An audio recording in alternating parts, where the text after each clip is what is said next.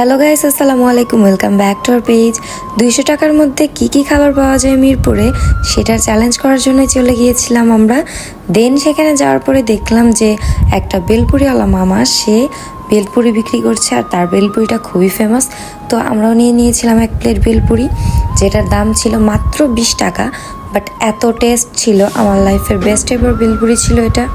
দেন আমরা চলে গিয়েছিলাম এই স্ট্রিট ফুডগুলো টেস্ট করার জন্য। এখানে অনেকগুলো স্ট্রিট ফুডের ভ্যান ছিল।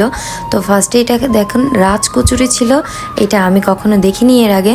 তো আমরা দিয়েছিলাম দই ফুচকা অর্ডার, এখানে আরও অনেক কিছু ছিল। দেন আমরা দুজনে ওয়েট করতেছিলাম। তো মিরপুরে হচ্ছে বিকেলবেলা খুবই সুন্দর একটা প্লেস। তো মাঝে মাঝে আমরা মিরপুরে যাই ঘোরার জন্য। এখানকার প্রত্যেকটা আইটেম প্রচুর পরিমাণে টেস্ট আর খুব মজা ছিল। তো এখানে আমরা যে দই ফুচকাটা অর্ডার করেছিলাম সেটা চলে এসেছে। তো এবার সোহানের টেস্ট করে রিভিউ দেওয়ার পালা। আর আমাদের এই দই ফুচকাটা চলে এসেছে, আর এই দই ফুচকাটা খুবই সুন্দর দেখতে ছিল, যার প্রাইস ছিল 100 টাকা।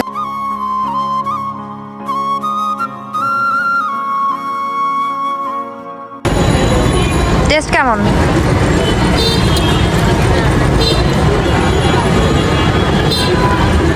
এতটা ভালো না, যেরকম আগে খাইছি একটু একটু টক টক থাকে আছে।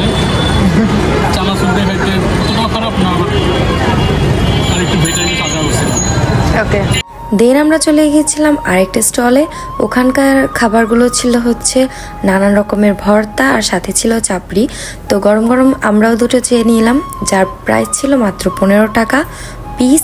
আর এখানে অনেক রকমের ভর্তা ছিল, যেগুলো ছিল ফুল ফ্রি। তো এখানকার হচ্ছে চাপড়িগুলো আমি দেখাচ্ছিলাম, সাইজে একটু ছোট ছিল, বাট খুব টেস্ট ছিল।